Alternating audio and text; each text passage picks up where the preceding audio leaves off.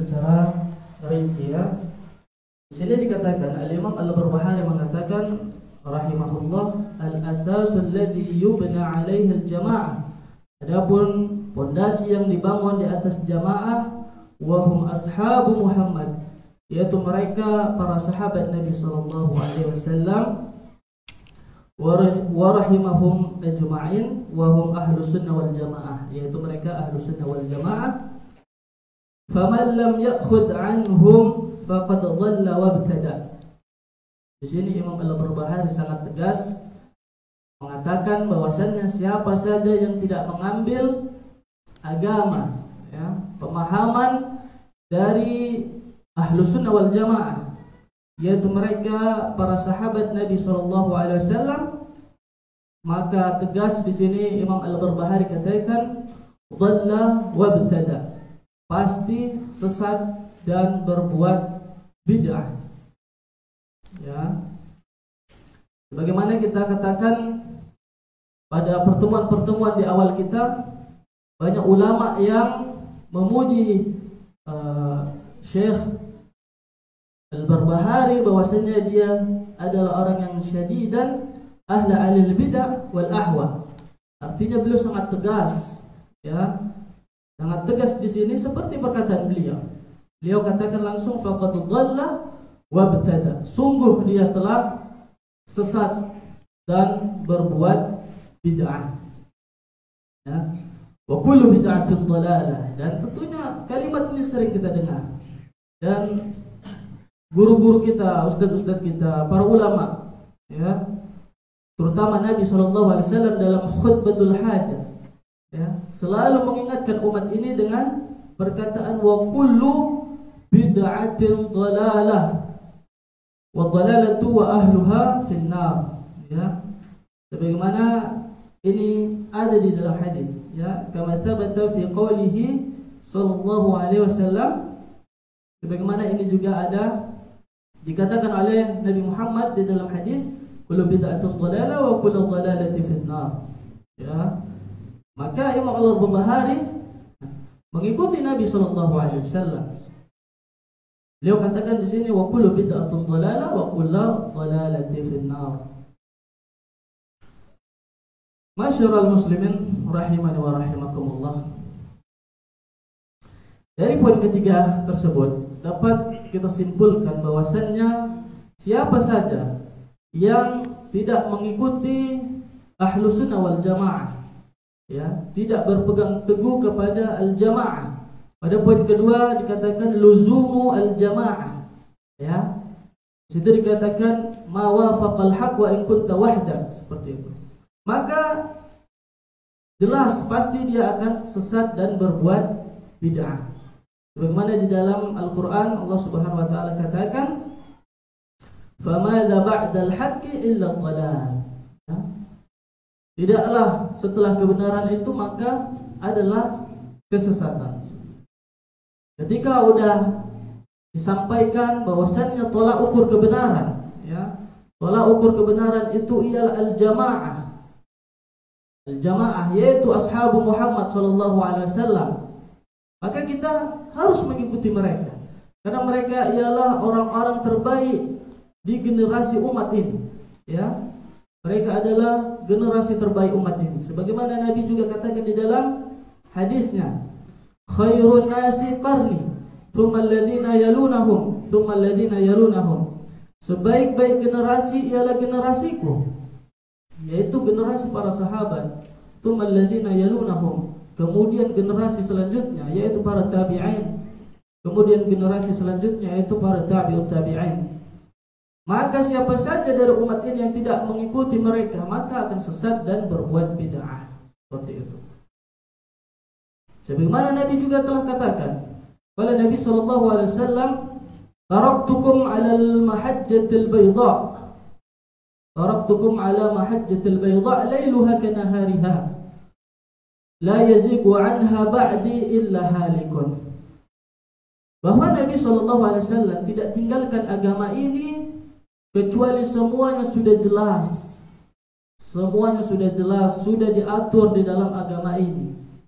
Barang siapa yang tidak mengikuti beliau, dan mengada-ngada di dalam agama ini, maka ia akan sesat, maka ia akan melakukan amalan bid'ah seperti itu.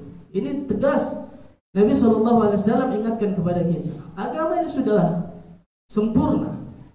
Tidaklah Nabi SAW tinggalkan kita kecuali semuanya sudah dijelaskan. Seperti itu. Dan tentunya pada poin ini yang ingin kita titik beratkan ialah bahaya amalan bid'ah, ya. Bahaya amalan bid'ah.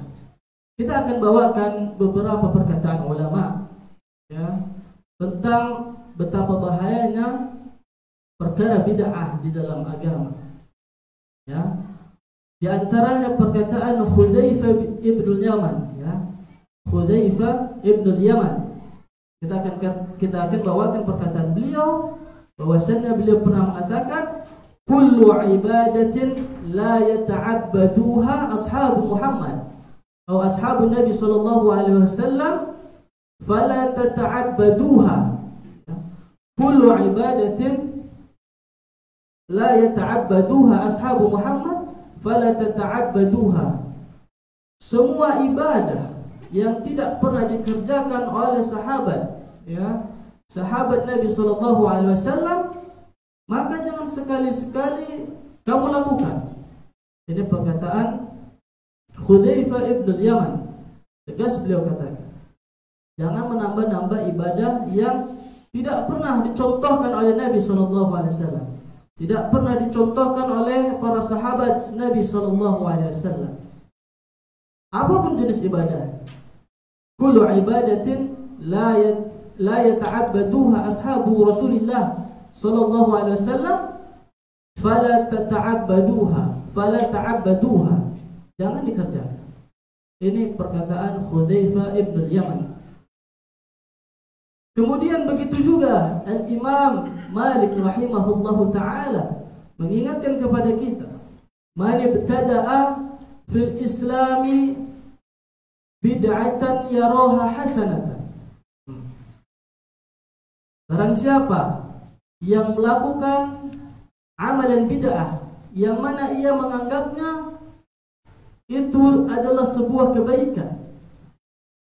Kita ketahui para jamaah sekalian, di luar sana banyak orang yang melakukan amalan-amalan yang tidak sesuai dengan sunnah Rasulullah SAW, dengan berlandaskan perkataan mereka yang mengatakan ini kan baik, ya, ini kan baik. Tapi akidah kita Ahlussunnah wal Jamaah tidak menjadikan baiknya anggapan seseorang terhadap suatu ibadah itu membolehkan kita untuk melakukan ibadah-ibadah yang tidak ada tuntunannya dari Rasulullah SAW. Ya. Sebagaimana perkataan Imam Malik, man ibtada'a fil islami bid'atan yaraha hasanatan faqad za'ama anna Muhammadan khana risalah. Barang siapa yang melakukan perbuatan bid'ah yang ia menganggapnya itu adalah kebaikan, faqad za'ama anna Muhammadan khana risalah. Sungguh dia telah menuduh Rasulullah SAW berkhianat atas risalah Islam. Seakan-akan Rasulullah SAW tidak menyampaikan semuanya kepada umat ini. Ada syariat yang Nabi SAW sembunyikan.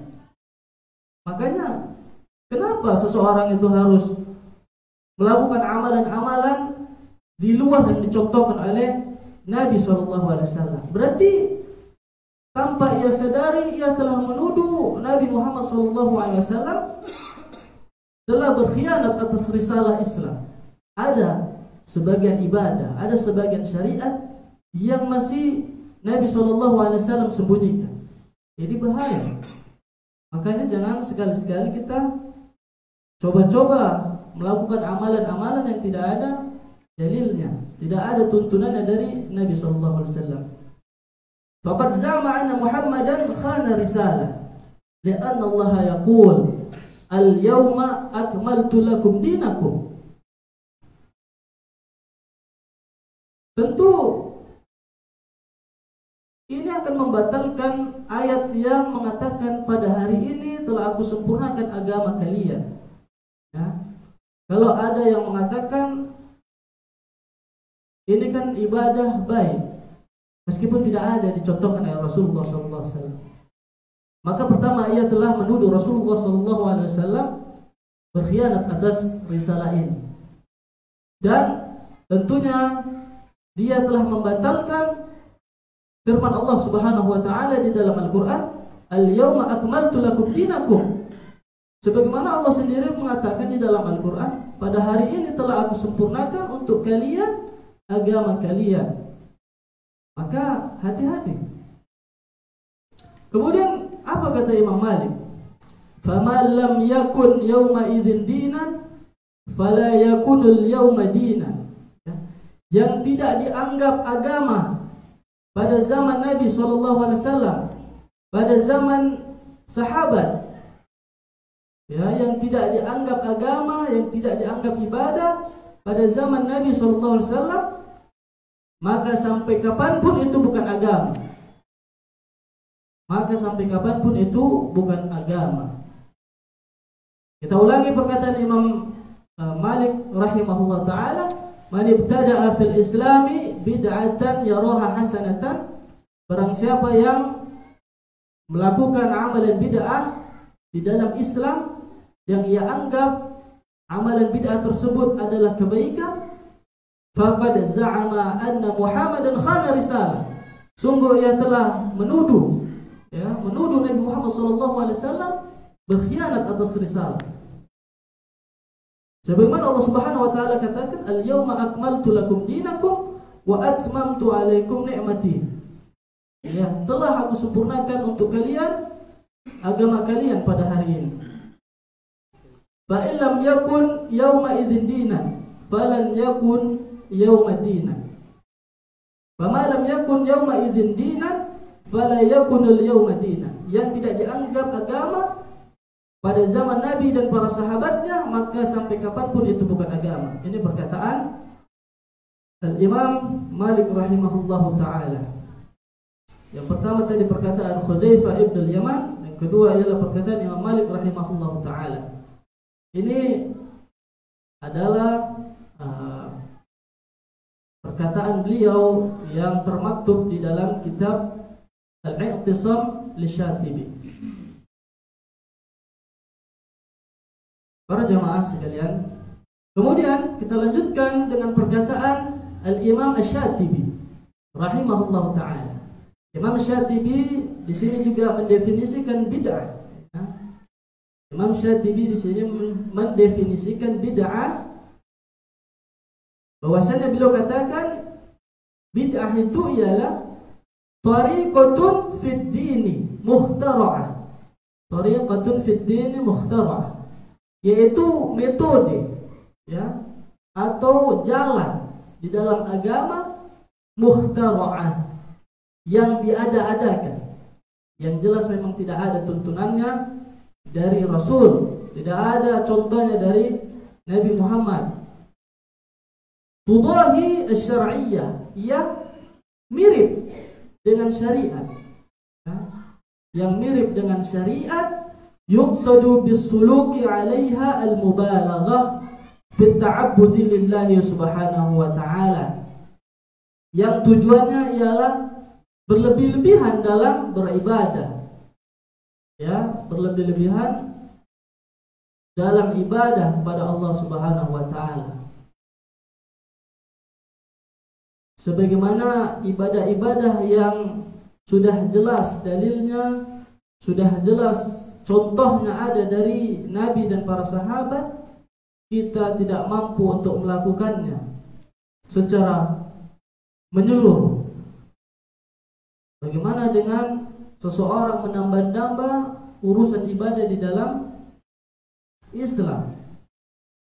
Tentunya setiap orang ketika melakukan amalan-amalan yang tidak ada contohnya dari Nabi SAW, dan ia menitik beratkan amalan tersebut hanya dengan baik, maka tidaklah akan tersisa dari syariat ini.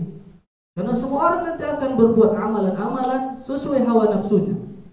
Makanya pentingnya kita mempelajari kitab-kitab ulama, terutama pada kitab-kitab akidah. Ya. Pada kitab-kitab akidah seperti ini, supaya akidah kita kembali kepada akidah sahihah, supaya kita kokoh di dalam akidah Ahlus Sunnah wal Jamaah. Kita mengetahui bagaimana akidah Ahlus Sunnah wal Jamaah yang sebenarnya.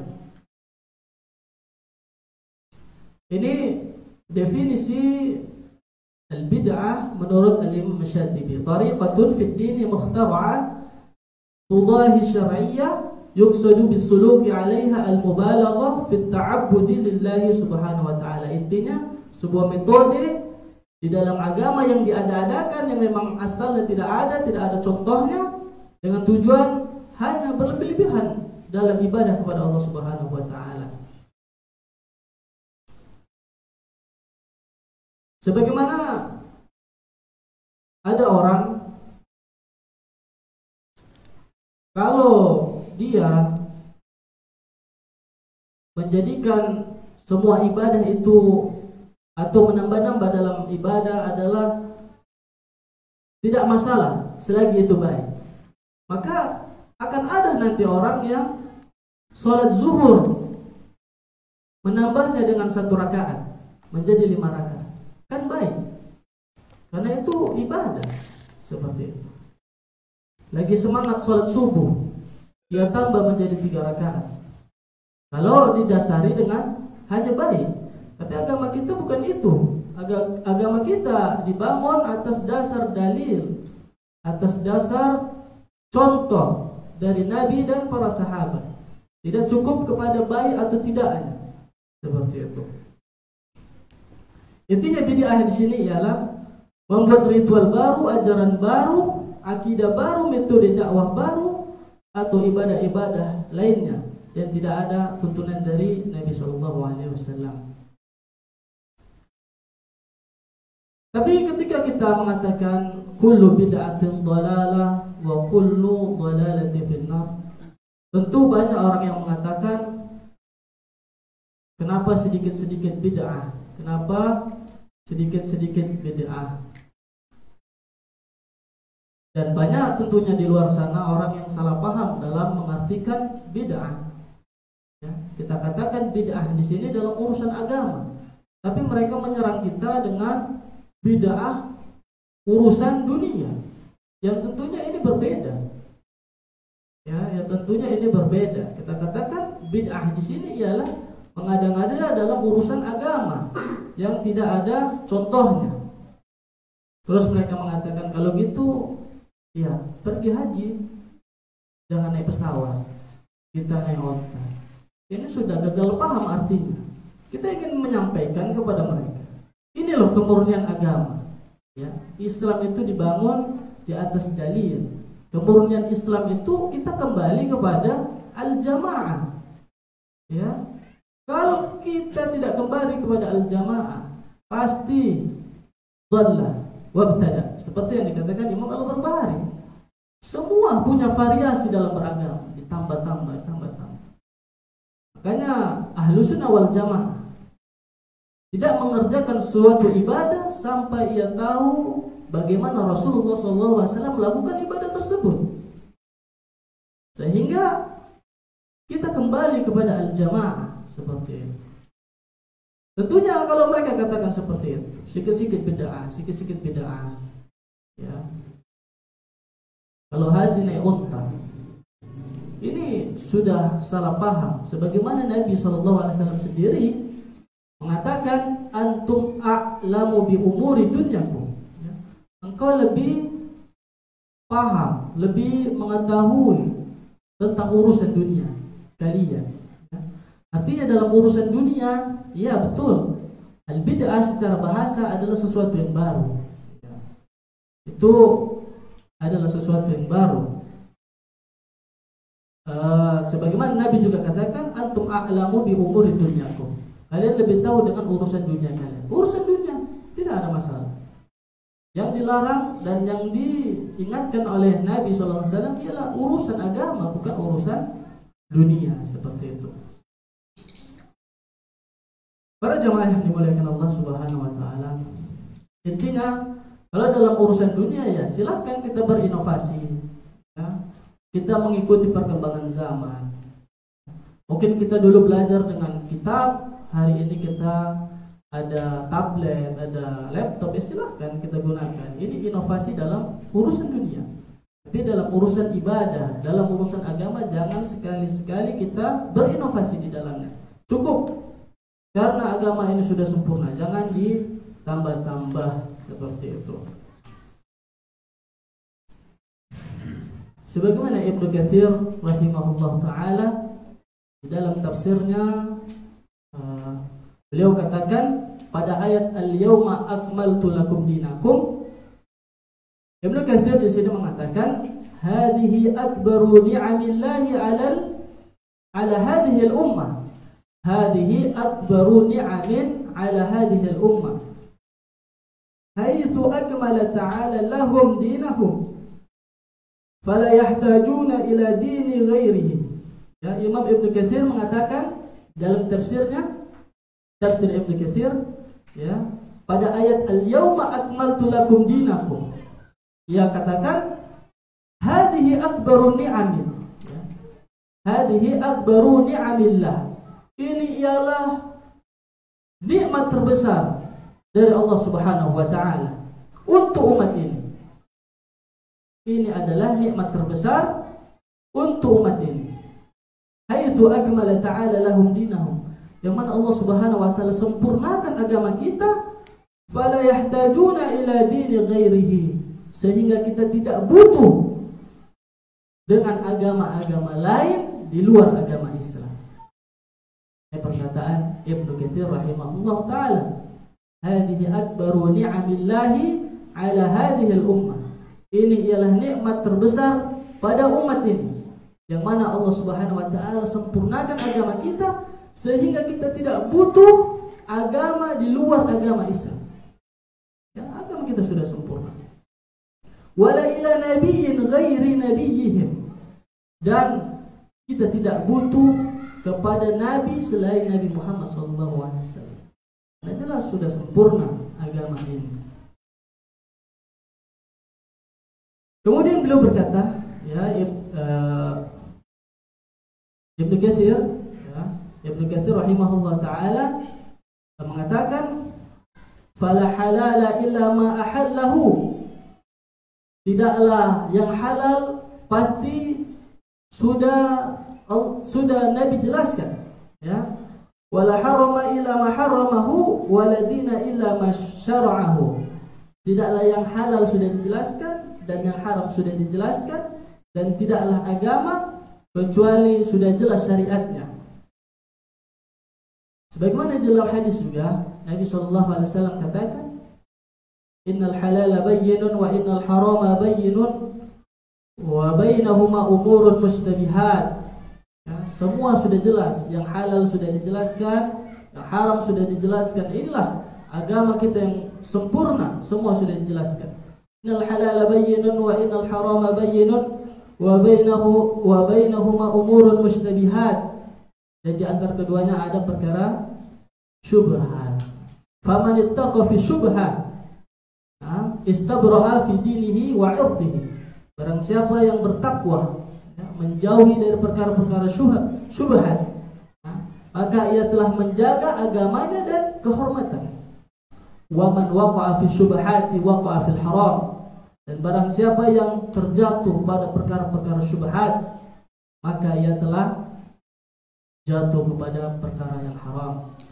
Makanya ulama juga mengatakan, kenapa kita dilarang untuk jatuh kepada perkara-perkara syubhat, atau kita mendengarkan syubhat-syubhat? Karena para ulama mengatakan, inna syubhat khattafa wal quluba dha'ifah. Artinya syubhat itu sangat berbahaya, ya. Syubhat itu berbahaya sekali, Sini dikatakan asyubhatu khattafa. Syubhat itu menyambar-nyambar, ya. Berbahaya sekali. Wal qulubu dhaifah. Adapun hati ini lemah. Makanya hati-hati. Jangan sampai kita terkena syubhat seperti itu. Kemudian Imam Ibnu Katsir rahimahullah taala katakan sebagaimana di dalam hadis fa innahu man ya'ish ba'di fasayara ikhtilafan katsira. Alaikum bisunnati wa sunnatil khulafa'il mahdiyyin ar-rasyidin tamassaku biha wa 'addu 'alaiha bin nawajid. Tentunya kalian nanti yang hidup setelahku, ini kata Nabi SAW, akan melihat banyaknya perselisihan, ikhtilafan katsir. Maka wasiat Nabi SAW apa? Alaikum bisunnati. Maka kalian kembali kepada sunnahku. Kalau tidak, seperti yang dikatakan Imam Al-Barbahari, dhalla wabtada. Pasti nanti dia sesat dan berbuat bid'ah. Makanya Nabi juga katakan, alaikum bisunnati. Kalian kembali kepada sunnahku. Wa sunnatul khulafa'ir rasyidin al-mahdiyyin. Dan kepada sunnah khulafa'ir rasyidin. Ya, kepada sahabatku. Tamassaku biha. Berpegang teguhlah kepada sunnah tersebut, sunnahku dan sunnahnya para sahabatku. Wa'addu 'alaiha bin nawajid, dan gigitlah dengan gigi geraham kalian. Artinya kita harus betul-betul memegangnya dengan kuat seperti itu. Sampai-sampai diistilahkan dengan gigit dengan gigi geraham. Kalau kita menggigit dengan gigi yang di depan, tentunya akan mudah lepas. Tapi ketika kita letak di gigi geraham, tentunya ikatan tersebut sulit untuk dilepas seperti itu. Kemudian wa iyyakum wal muhdatsatil umur fa inna kulla muhdatsatin bid'ah wa kulla bid'atin dhalalah. Dan jauhi di antara kalian dan jauhi oleh kalian al muhdatsat, perkara-perkara baru di dalam agama ini. Fa inna kulla muhdatsatin bid'ah. Adapun sesuatu yang baru dalam agama ini adalah bid'ah. Wa kullu bid'atin dhalalah. Dan setiap yang bid'ah pasti sesat. Wa kullu dhalalatin finnar. Dan setiap yang sesat pasti akan berada di dalam neraka. Dan ini sering kita dengar, sebagaimana ketika khatib pada sholat Jumat juga mengingatkan kepada kita, para ustaz-ustaz kita, ya, terutama Nabi ketika khutbatul hajah, ya, inilah khutbatul hajah yang diajarkan Nabi SAW. Tapi kalau di luar sana kita membawakan khutbatul hajah, pasti kita sudah dianggap keras, ya, dianggap radikal dan macam-macam, dicap Wahabi. Pasti ketika kita sampaikan fa inna kulla muhdatsatin bid'ah wa kulla bid'atin dhalalah, Wahabi. Biasa di luar kita sudah dianggap seperti itu. Padahal mereka tidak tahu ini yang Nabi ajarkan kepada kita. Kenapa mereka tinggalkan? Nabi ajarkan khutbatul hajah. Kita hanya ingin melaksanakan sunnah. Kita ingin menghidupkan sunnah Nabi SAW. Tapi mereka sudah kepanasan, sudah mengecap kita dengan tuduhan-tuduhan yang tidak mendasar seperti itu. Para jamaah yang dimuliakan Allah Subhanahu wa taala, yaitulah makanya kita harus sering membawakan khutbatul hajah ini sebagaimana di dalam Sunan Abi Daud, ya, di dalam Sunan Abi Daud Nabi SAW katakan, allamana Rasul khutbatul hajah, ya, allama Rasul khutbatul hajah bin nikahi wa ghairihi, ya.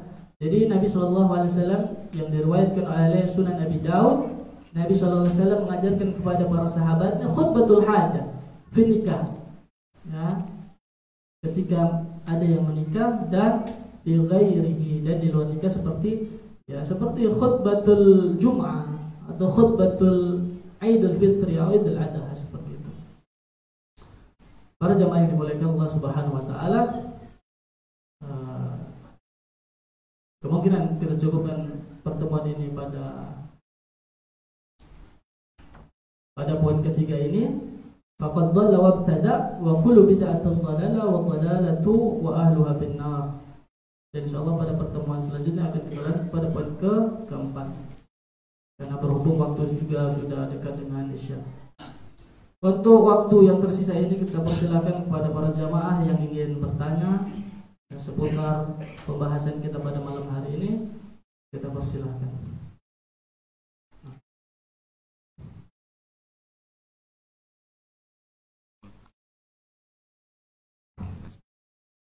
Bertanya Ustadz, apa hukumnya jika seorang muslim tidak menerima hadis Rasulullah SAW, ibadah menurut pemahamannya sendiri?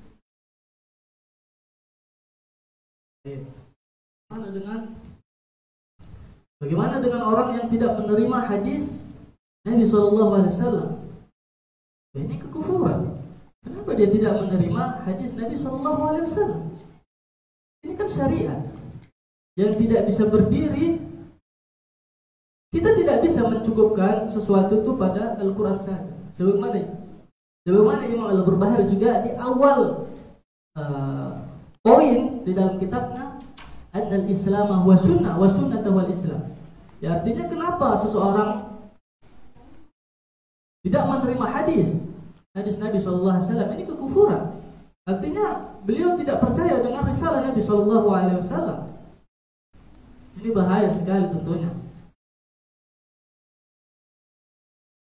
Mungkin di luar sana memang ada, kita dapati ada orang-orang yang mencukupkan diri dengan Al-Quran.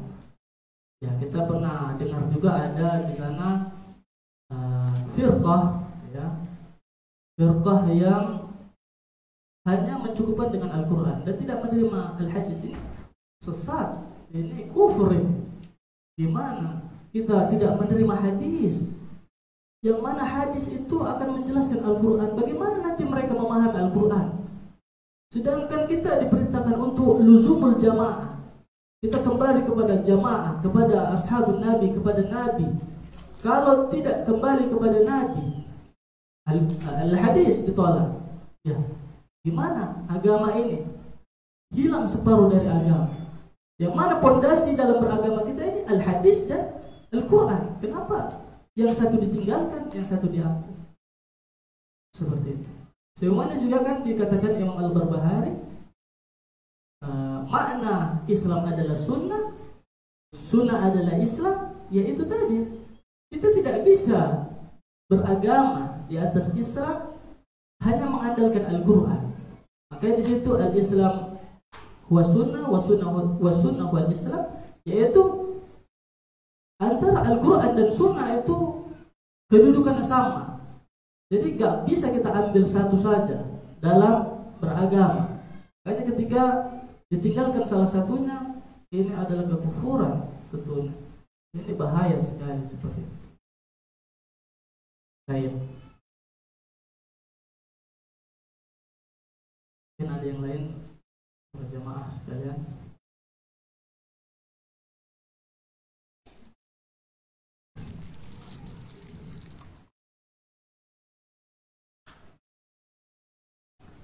Insyaallah kita masih banyak poin-poin pada kitab ini dan kita insyaallah akan bahas sedikit demi sedikit. Baik, karena udah azan, kita sudahi majelis ini dengan doa kafaratul majelis. Subhanallahumma wa bihamdik, asyhadu an la ilaha illa anta, astaghfiruka wa atubu ilaik. Assalamualaikum warahmatullahi wabarakatuh.